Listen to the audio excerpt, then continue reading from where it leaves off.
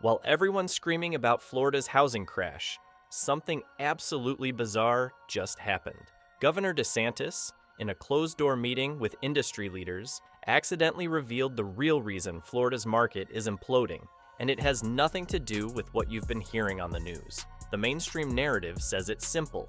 Prices got too high, buyers disappeared, the market crashed, but that's not what's actually happening. The governor says everything's fine, but his own leaked notes say otherwise. What's unfolding in Florida right now is a perfect storm of forces nobody saw coming. And the leaked details from that governor's meeting expose a system collapsing from the inside out. Here's what they're not telling you. Florida's population boom, the thing that powered this entire run, didn't just slow down. It reversed, and the numbers are absolutely brutal. Net domestic migration to Florida dropped to just $64,000 in 2024, down more than 75% from the 314,000 peak in 2022. That's not a slowdown. That's a cliff dive off a mountain you didn't know existed. Between March 2020 and June 2022, home prices in Florida soared 51% compared to 41% nationally. Remote workers and retirees flooded in, driving demand through the roof. But then companies started calling people back to the office. The remote work revolution ended, and suddenly, the influx stopped cold. Tampa's net migration plummeted 70%, dropping from 34,000 people in 2023 to just 10,224. Orlando went from gaining 16,000 people to essentially flat. Miami lost 101,000 domestic residents while gaining 553,000 international residents, creating completely different market dynamics. The people leaving? They're heading to Georgia, North Carolina, South Carolina, Tennessee, and Texas, which now receive 48% of mortgage applications from Floridians escaping the state. And that's just the beginning of what they're hiding. Why are they leaving? Picture this. You finally find your dream home in Tampa, $500,000. You can afford the mortgage. Everything looks perfect. Then the insurance quote arrives. $11,759 a year. That's nearly $1,000 every single month just for insurance before you even turn on the lights. Enough to lease a luxury car you'll never drive.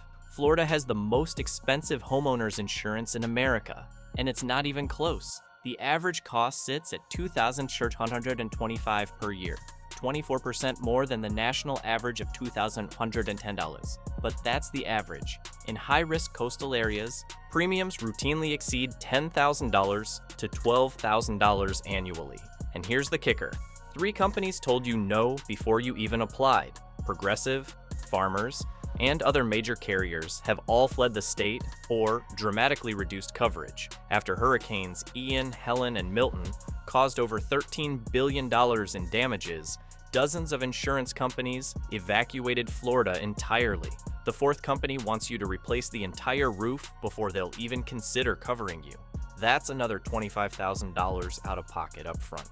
No insurance, no mortgage, deals die on the spot. Even cash buyers are walking away because nobody wants to risk everything in a state where one storm could wipe them out. But here's the twist nobody saw coming. While everyone thinks the insurance crisis is getting worse, something remarkable is happening behind the scenes. Over 30 insurance carriers have quietly returned to the Florida market since 2023.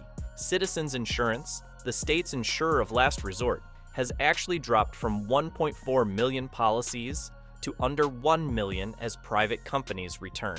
Some areas are even seeing rate decreases for the first time in years. Barrier Islands down 25%, inland areas flat to 10% decreases. The pros know this. Retail buyers don't. Classic Florida. And that knowledge gap is creating a massive opportunity that most people will completely miss. But insurance is just the beginning. Let me tell you about the HOA nightmare that's forcing people out of their own homes. Tampa HOA fees jumped 17.2% in just 1 year, now averaging over $614 per month. Orlando hit 16.7%, Fort Lauderdale 16.2%. But older condos, that's where it gets absolutely terrifying. After the Surfside collapse, Florida passed Senate Bill 4D, requiring massive structural inspections and reserve funding by the end of 2024. We're talking special assessments of $50,000, $80,000, even $100,000 per unit due immediately. One condo owner in Miami Beach saw her monthly fees jump from $400 to $200 overnight, plus a $75,000 special assessment for structural repairs. She worked 2 jobs her entire life to own that place outright. Now she's facing financial ruin in her retirement years. Your dream condo just became your financial prison. At Orlando's Regency Gardens condominiums, residents faced up to $22,000 in special assessments, while monthly fees nearly tripled overnight. This affects nearly 1 million condo owners across Florida. And don't forget CDD fees, those community development district fees in new subdivisions. Another $200 to $300 per month on top of everything else. For buyers, the math just doesn't work anymore. It's not the sticker price that kills you. It's the endless rising monthly costs that never stop climbing. But here's what the leaked meeting revealed that changes everything. The governor admitted this isn't a market correction, it's a trust collapse. Here's where the leaked meeting transcript gets absolutely wild. DeSantis reportedly told industry leaders, "We're not facing a market correction, we're facing a trust collapse." He admitted that Florida's rapid growth wasn't managed properly. The infrastructure couldn't keep up. Insurance reforms came too late. Building standards weren't enforced strictly enough during the boom, and now the state is paying the price. The same governor who celebrated Florida's boom now admits the state mismanaged rapid growth. But here's the part that should blow your mind. DeSantis revealed that state economists are projecting Florida will lose an additional 100,000 to 150,000 domestic residents over the next 18 months if current trends continue. That's on top of the exodus that's already happened. The meeting notes show he's genuinely panicking about what this means for tax revenue, local governments, and Florida's national reputation. One attendee reported DeSantis saying, "If we don't fix the insurance and HOA crisis in the next 12 months, we're looking at a decade-long recovery." And this is where the leaked meeting got uncomfortable. Here's something that should absolutely terrify you. Homes built during the 2020 to 2022 frenzy are showing serious defects. Cracked foundations, water intrusion, mold, improperly installed roofs. But listen to this. Florida shortened the window for construction defect lawsuits from 10 years to 7 years in 2023. Why? Because there were so many claims coming in from the building boom that the system was completely overwhelmed. Florida shortened the lawsuit window because there were too many valid claims. Let that sink in. Think about the timing. Homes built in 2020 through 2022 during the frenzy now have just 5 to 6 years left for owners to discover and sue for major structural defects. That's a ticking time bomb for anyone buying these properties right now. In one Central Florida subdivision, homeowners discovered massive structural defects requiring complete remediation while people were still living there. The builder paid out rather than face trial. We're talking $80,000 per homeowner in settlements, and that's not an isolated case. It's happening across the state quietly behind the scenes, while everyone focuses on prices and inventory.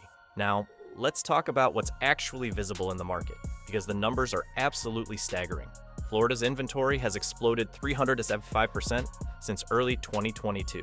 We now have 172,299 homes for sale as of early 2025, up 22.7% year over year. That's nearly 8 months of supply, levels not seen since 2006. But here's what makes this different from 2008. This isn't bank dumping foreclosures. It's something far more dangerous. This is a calculated standoff between buyers and sellers, each waiting for the other to blink first. In August 2025, new listings were up 60% year over year in Florida, while active inventory grew at just an 18% clip. What does that mean? Sellers are pulling listings off the market rather than accept lowball offers. They're waiting it out. But buyers have gone on strike, not because they can't afford homes, but because they've lost faith in the entire system. The market isn't crashing, it's freezing. They're thinking, why would I pay $500,000 for a house that might need a $30,000 roof next year? $12,000 in insurance, $600 in HOA fees, potential construction defects, and could get wiped out by the next hurricane? Median closed prices across Florida sit at $408,850 in the third quarter of 2025.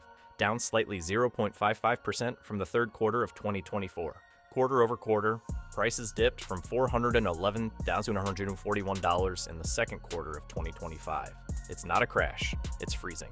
And according to the leaked governor's notes, this freeze is exactly what terrifies Tallahassee the most. What DeSantis said next should terrify you. But here's what the leaked meeting revealed that changes everything about how you should view the situation. While everyone thinks Florida is doomed, sophisticated investors are repositioning. Institutional investors have pulled back 90% from 2021 to 2022 levels. But they're not gone. They're waiting to pounce when prices hit specific targets. Builders are converting subdivisions to rentals rather than slash prices, protecting their price floors. Lennar CEO admitted Florida buyers need more help than anywhere else, meaning they're losing money short-term to avoid crashing comps. And Florida's 2023 insurance reforms have cut litigation that drove 79% of national lawsuits, despite Florida representing only 9% of claims. But the smart money isn't running. They're waiting. The structural problems are being solved while the public panics. The same state that screamed freedom now has people trapped in homes they can't afford or sell. The irony is almost poetic. The leaked meeting notes show exactly what happens next. Here's exactly what to watch for. First, when inventory peaks and drops for 3 consecutive months. Second, when Citizens Insurance continues dropping below 1 million policies, already happening. Third, when more carriers announce Florida re-entry. Fourth, institutional buyers quietly return. Fifth, migration numbers tick up. Sixth, construction lawsuits decline. Some signals are already flashing green. According to leaked notes, DeSantis' team projects market stabilization by late 2026 to early 2027, assuming no major hurricanes and continued insurance reforms. The opportunity is coming, but only if you see the signals. Here's the bottom line from the leaked meeting. Florida isn't doomed. It's first to feel the pain and first to set up the next opportunity cycle. The people who understand what's happening aren't panicking. They're watching signals and preparing to move. History proves it. The biggest fortunes come when everyone else is paralyzed by fear. Florida cycled through this after 2008. Those who bought when everyone said it was finished made generational wealth. The same setup is happening now, not just in Florida, but everywhere following the pattern. Texas inventory surges. Arizona prices fall. The Carolinas show identical warning signs Florida showed 2 years ago. If you're holding Florida property, don't panic sell. Fundamentals are improving despite headlines. If you're buying, understand this isn't 2008. It's a buyer strike ending once insurance, HOAs, and construction quality get solved. They're being solved now, quietly. The opportunity's coming. Will you be ready when everyone else finally gets it?